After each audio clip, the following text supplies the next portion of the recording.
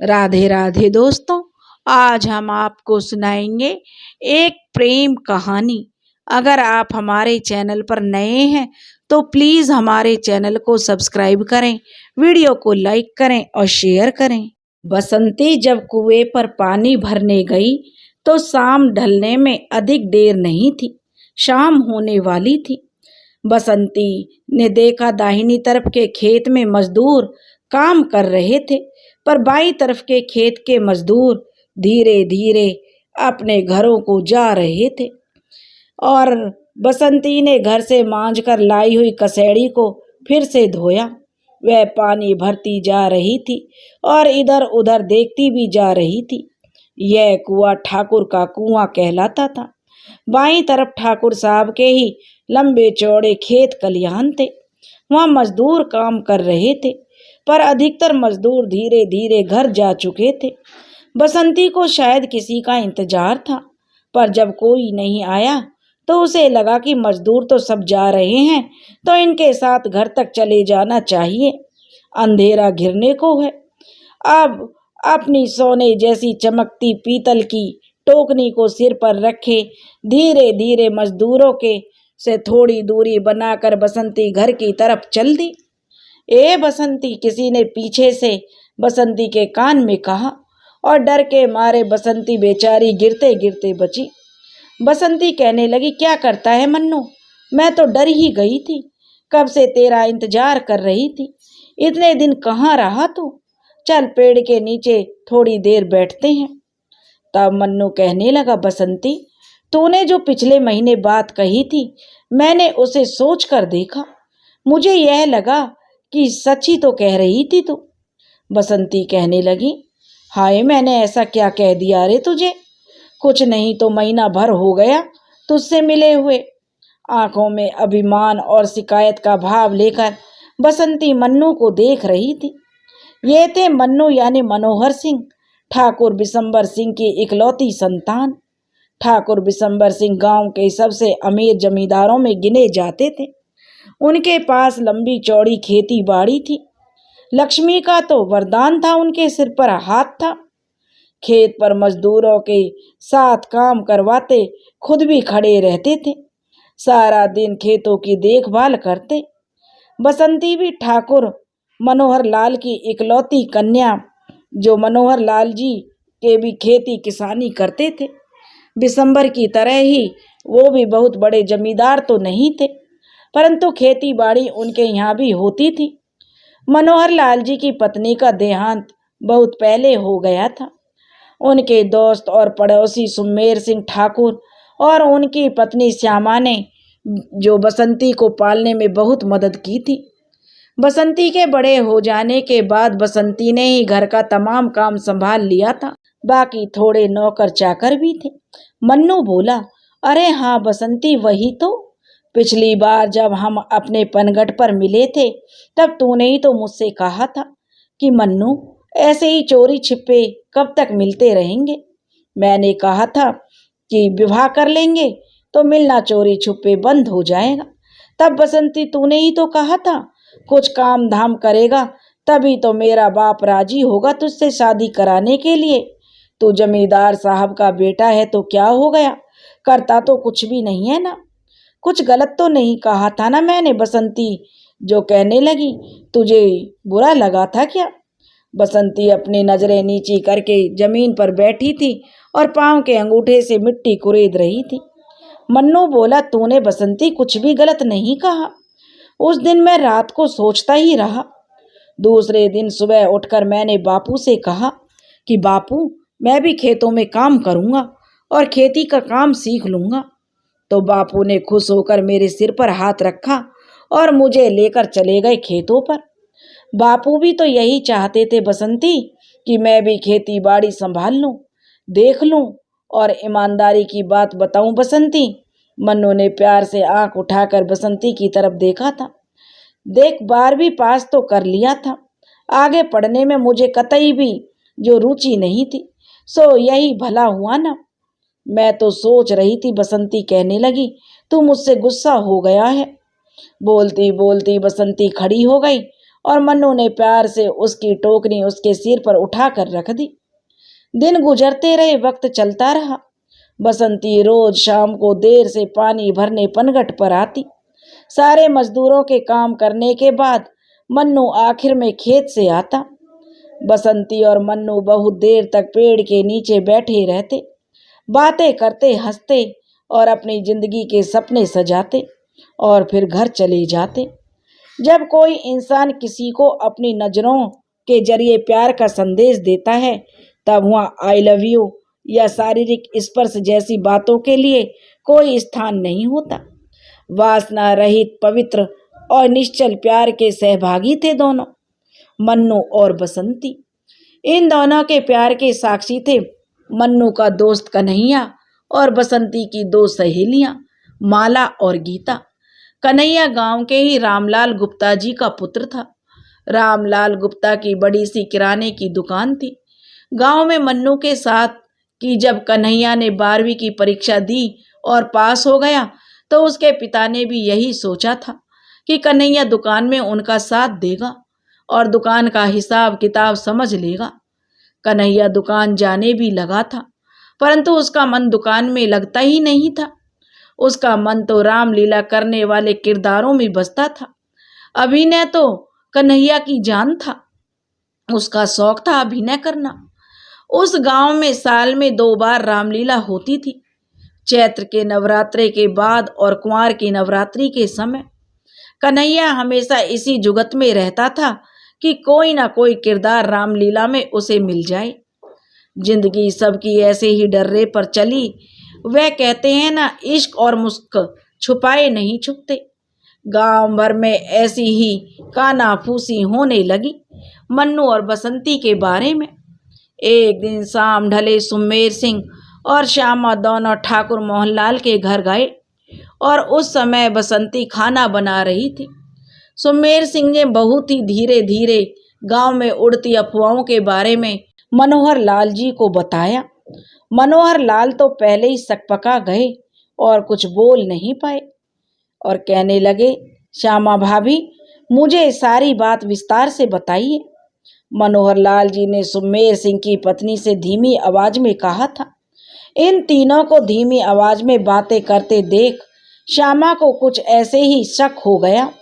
इधर बिशंबर जी के माहतों ने भी उनके कान में मन्नू और बसंती के बारे में बातें डाल दी थी।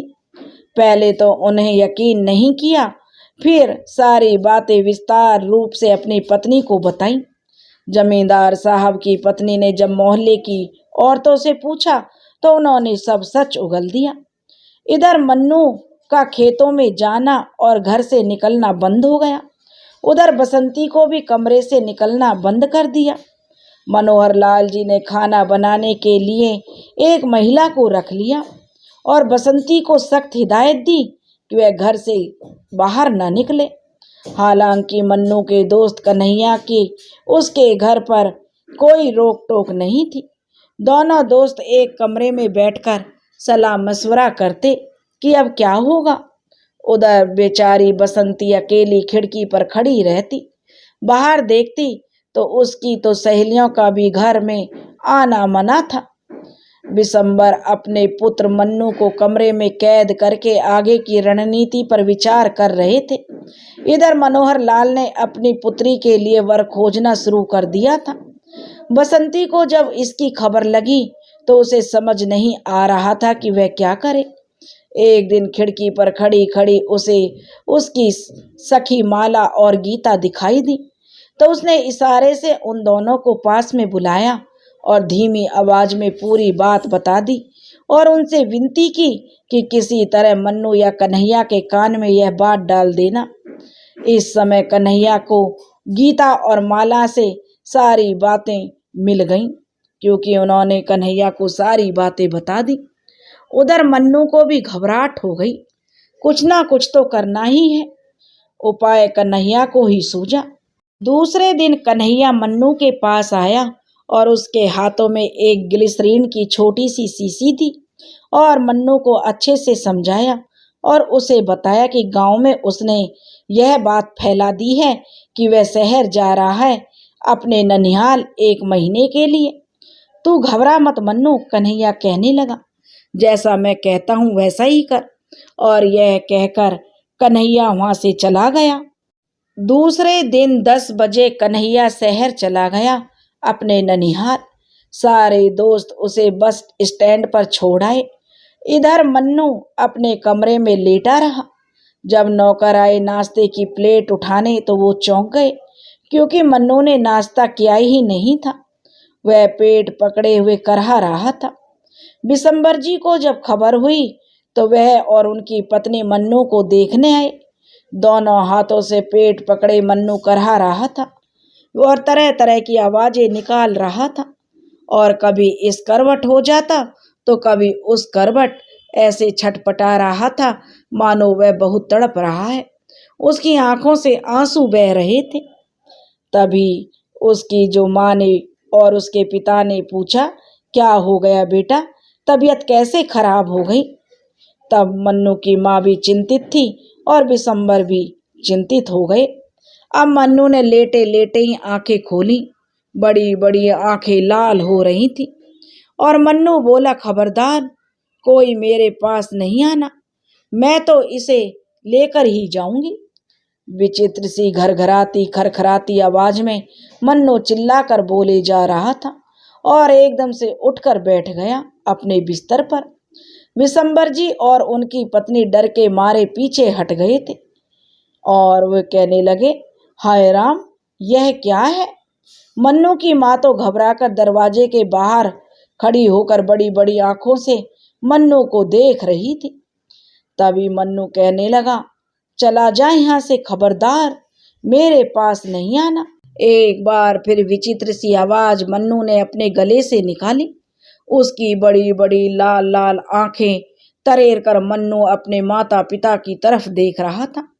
तभी मन्नू की माँ ने जो कांपते हुए अपने पति की बाह को पकड़ ली और उनसे कहने लगी, क्यों जी, कोई भूत प्रेत का चक्कर तो नहीं है? और दोनों जल्दी से बाहर जाकर कमरे का दरवाजा उन्होंने बाहर से बंद कर लिया। तभी बिशंबर जी बोलने लगे अपनी पत्नी से, अरे भूत वूत कुछ नहीं होते भाग्यवान, डरो नहीं। कहने को तो उन्होंने बोल दिया, परंतु मन ही मन वह भी इसी आशंका से घिर गए थे। दोपहर को भी मन्नू ने खाना नहीं खाया, न ही रात को खाना खाया। एक बार दरवाजा बाहर से बंद होते ही तो अंदर की आवाजें बाहर आना बंद हो गईं। डर के मारे घर के किसी भी सदस्य ने बाहर से दरवाजा नहीं खोला। इधर भूखे रहकर मन्नू के हाल तो बेहाल हो गए। अंतड़ियां ऐंठने लगी। मन ही मन मन्नू कन्हैया को खूब गाली बकता। बेकार में मैं भी उस नालायक की बातों में आ गया। भूख के मारे जान निकली जा रही है। बोल रहा था आधी रात को आऊंगा तेरे खाने का सामान लेकर। इधर अता पता है नहीं। गांव के लोग भी बोल रहे हैं कि ननिहाल चला गया। इधर मेरी जान पर बनाई है। मुझे बोलकर गया तो एक्टिंग करना भैया। पता नहीं किधर गया, एक्टिंग की पतंग बना डोलता है और हमें तो एक्टिंग करना आता भी नहीं है। मन ही मन इन बातों की चक्की मन्नू के अंदर चलती रही और वह बैठा बैठा बिस्तर पर आगे पीछे हिलता रहा। बाहर से थोड़ा सा दरवाजा खोलकर जो कोई भी देखता उसे मन्नू बराबर हिलता ही दिखता। अब तो डर के मारे और कोई अंदर नहीं आता। धीरे धीरे रात गहराती गई। सारा गांव नींद की आगोश में चला गया, परंतु मन्नू की आंखों में नींद कहाँ थी। भूख और चिंता के मारे मन्नू बेहाल था। अपने पलंग पर बैठे बैठे मन्नू अब हिलना बंद करके सोच रहा था। आधी रात के बाद उसकी खिड़की पर कुछ आहट हुई। मन्नू चौंक कर बैठ गया। उसने खिड़की की तरफ देखा। धीरे से देखा तो एक काला साया उभरा और हाथ के इशारे से उसे खिड़की के पास बुलाया। मन्नू ने करीब उसके पास जाकर बोला, कितनी देर लगाई तूने? तब वह कहने लगा, बसंती को भी हमें भाभी बनाना है तो तुम्हारा साला बनना हमें मंजूर नहीं। भैया थोड़ा धीरज धरना होगा। प्यार में कुछ पाने के लिए तो कुछ खोना पड़ता है। यह लो तुम्हारे खाने का इंतजाम है, खा लो। रात गुजर जाएगी तो सुबह फिर वही एक्टिंग करना। वह साया बिल्कुल धीरे धीरे बात कर रहा था। हाय भगवान, मन्नू बोला, फिर वही एक्टिंग? तो वह कहने लगा, कन्हैया क्यों, वह ग्लिसरीन की शीशी खत्म हो गई क्या?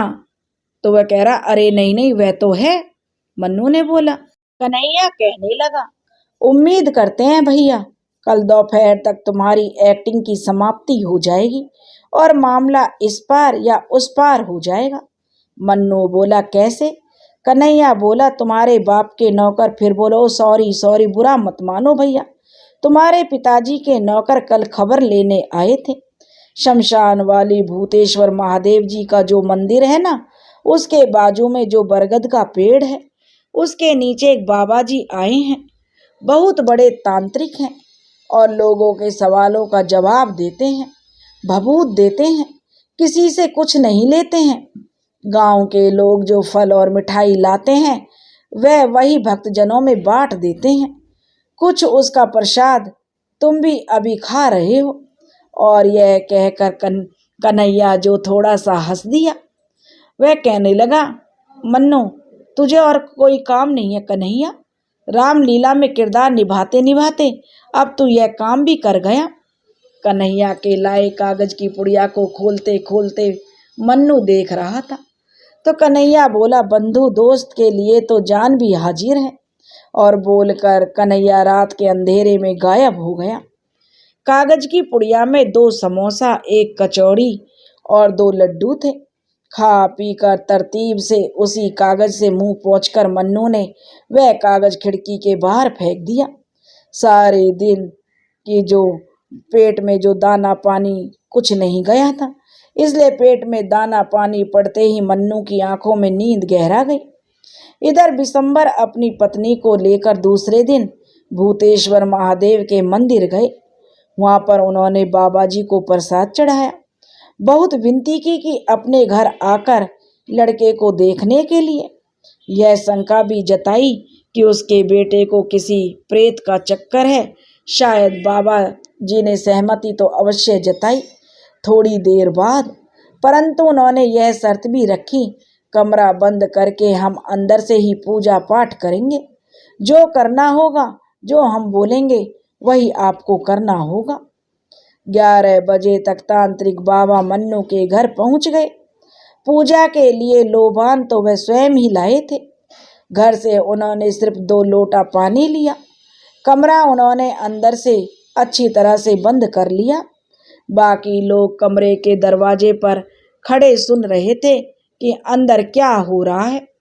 कमरे का दरवाजा तांत्रिक के अंदर से बंद करते ही मन्नू बिस्तर पर उठकर बैठ गए और हाथों के इशारे से पूछने लगे कि अब क्या करूं। तांत्रिक जी ने अपनी तर्जनी होठों पर रखकर उसे चुपचाप बैठने का इशारा किया और दरवाजे से थोड़ी दूर पर लोबान का टुकड़ा जला दिया। उधर खिड़की के पास लोबान का टुकड़ा जला दिया। नतीजा गहरा सा सफेद धुआं बाहर निकलने लगा और दरवाजे के बाहर खड़े लोग 3 कदम पीछे हट गए। तो वह कहने लगा, कन्हैया जब मैं तुझे हाथों से इशारा करूं तब तो खूब जोर जोर से चिल्लाकर विचित्र सी आवाज में बोलना, नहीं नहीं, इसे छोड़कर मैं नहीं जाऊंगी।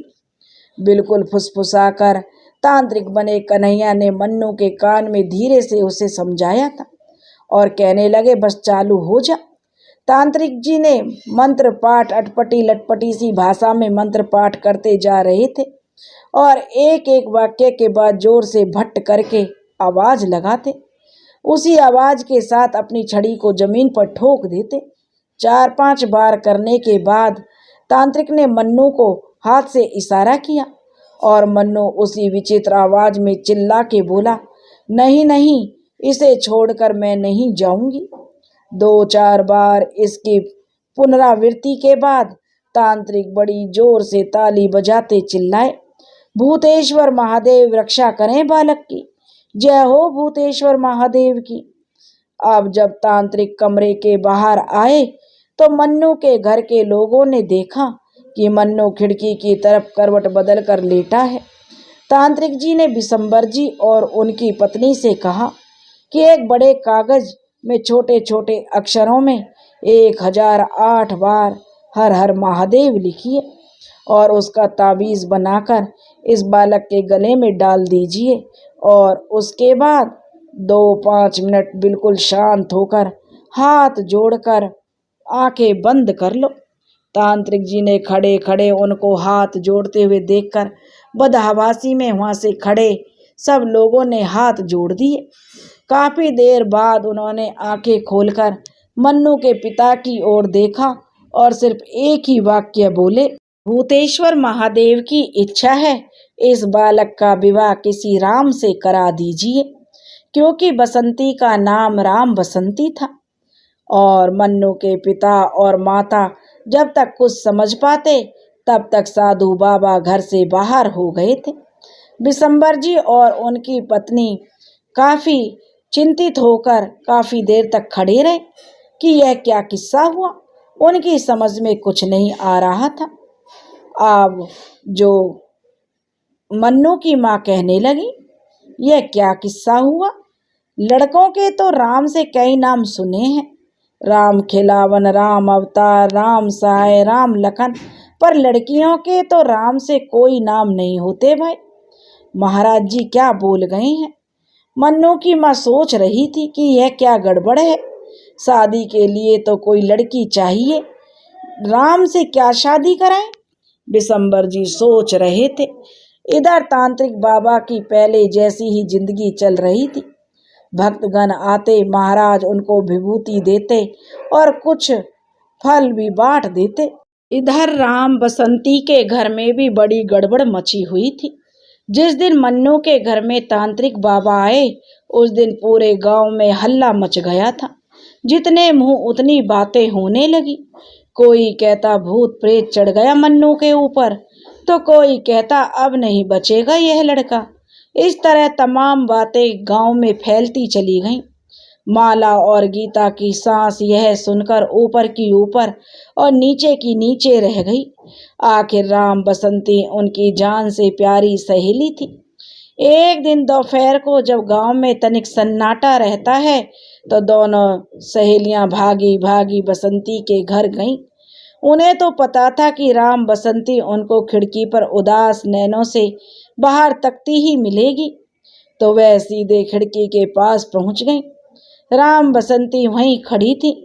उन्होंने बड़ी धीमी आवाज में सारी बातें राम बसंती को कह सुनाई। बसंती की तो जैसे यह सुनकर जान ही निकल गई। वह खिड़की के दोनों सरिये हाथों से पकड़कर खड़ी थी। अब बदहवास सी हालत में अपना सिर उसने खिड़की के सरिये पर दे मारा। 2-4 बार कपाल से जो मारने से खून निकलने लगा और राम बसंती वहीं बेहोश होकर गिर गई। दोनों लड़कियां तो वहां से भाग गईं और राम बसंती के गिरने की आवाज सुनकर मनोहर लाल जी भागे उसके कमरे की तरफ।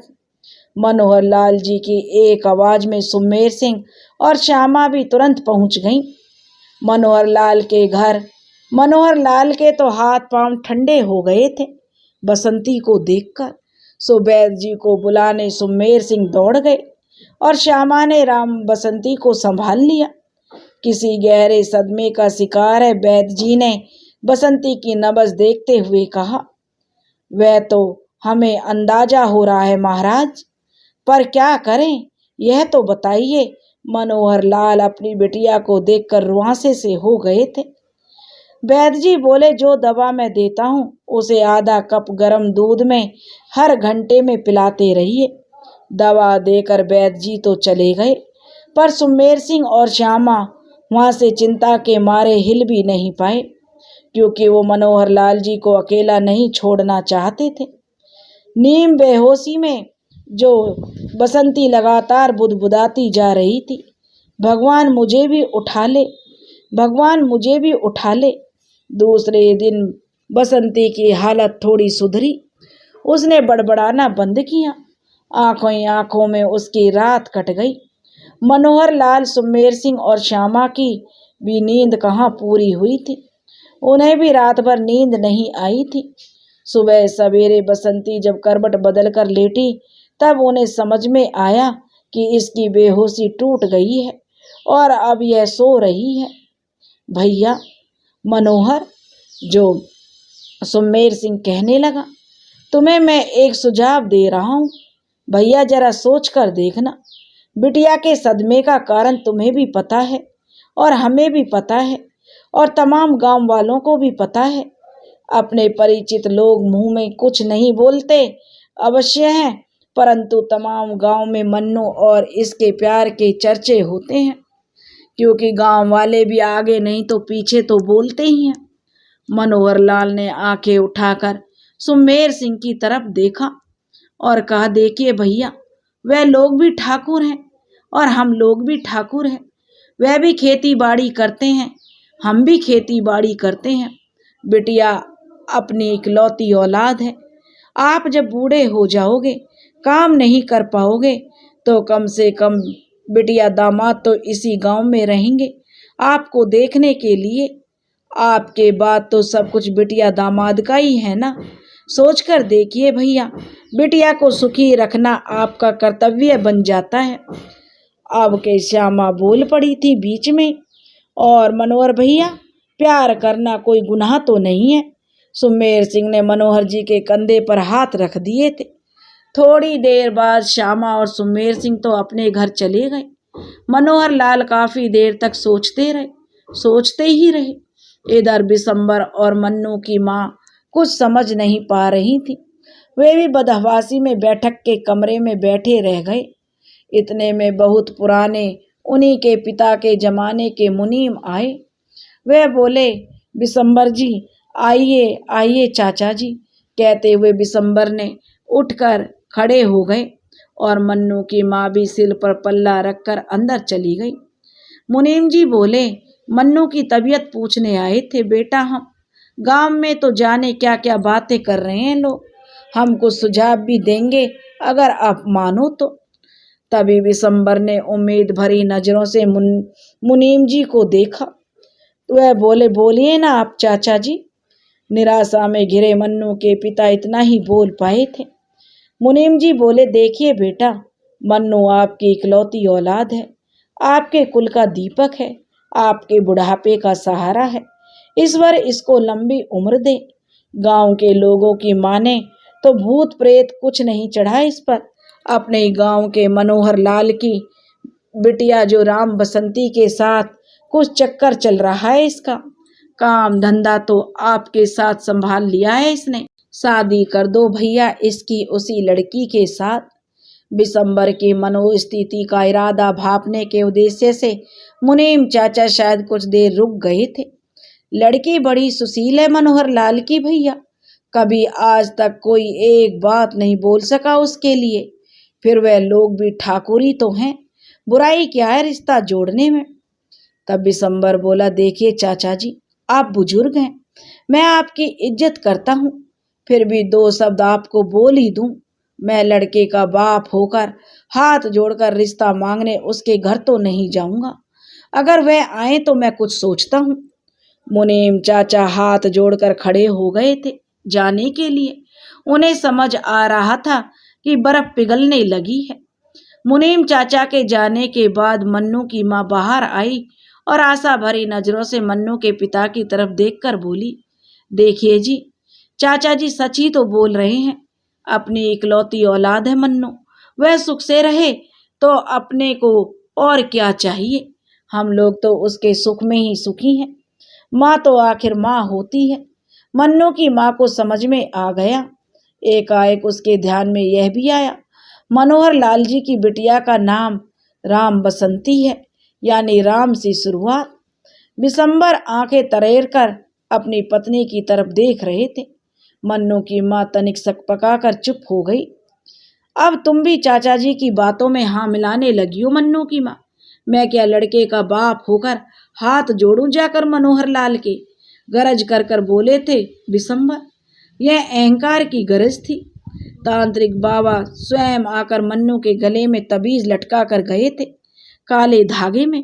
मन्नू अपने कमरे में ही बैठा रहता, बहुत कम खाना खाता, किसी से बात भी नहीं करता। अपनी माँ जो मन्नू की माँ थी वह अकेले में मन्नू के लिए रोती, पर करे तो क्या करे, अपने पति से कुछ बोल भी तो नहीं सकती थी। मनोहर बहुत कुछ सोचते और जी जान से अपनी बिटिया की सेवा में लगे रहते, उसकी तबीयत सुधरने का इंतजार करते। एक दिन शाम ढले माला और गीता को राम बसंती के पास छोड़कर सुमेर और श्यामा के साथ मनोहर लाल जी बिशंबर के घर गए और हाथ जोड़कर खड़े हो गए। मनोहर लाल जी को आंख में आंसू भरे हाथ जोड़कर खड़े देखकर बर्फ पिघलते देर नहीं लगी। फिर तो देव उठनी ग्यारस के दिन भूतेश्वर महादेव के मंदिर को खूब सजाया गया और सीधे सादे समारोह में मन्नू और राम बसंती की शादी हो गई। मनोहर लाल और बिशंबर जी को बड़ा अफसोस हुआ जब उन्होंने यह पता किया कि तांत्रिक बाबा का डेरा पता नहीं कब उठ गया था। इस गांव से विशाल भोज का आयोजन हुआ। 3 दिनों तक गांव वालों ने छक कर भोजन किया। कन्हैया भी इस बीच अपने ननिहाल से आ गया। शादी के मंडप में उसने मनोहर लाल यानी मन्नू यानी अपने दोस्त को पकड़ा। क्यों भैया, तुमने शादी की खबर तक नहीं दी हमें? दोनों एक दूसरे की तरफ देखकर मुस्कुरा रहे थे। वह तो मेरे दूसरे दोस्तों का भला हो जो मुझे उन्होंने तांत्रिक बाबा के बारे में बताया और तुम्हारी शादी की खबर दी।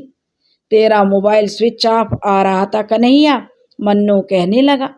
और इतना कहकर मन्नू ने धीरे से अपनी दाहिनी आंख दबा दी कन्हैया की तरफ देखकर। कन्हैया भी यह देखकर मुस्कुरा उठा और मन्नू भी। दोनों एक दूसरे को देखकर मुस्कुरा रहे थे क्योंकि अब मन्नू और राम बसंती की शादी हो चुकी थी। दोनों बहुत खुश थे। तांत्रिक बाबा बनकर जो कन्हैया ने अपने दोस्त मन्नू का विवाह बसंती के साथ करा दिया था, उनकी चाल का कभी किसी को कुछ पता नहीं चला। दोस्तों, अगर आपको यह कहानी पसंद आई हो तो प्लीज़ हमारे चैनल को सब्सक्राइब करें, वीडियो को लाइक करें और शेयर करें। राधे राधे।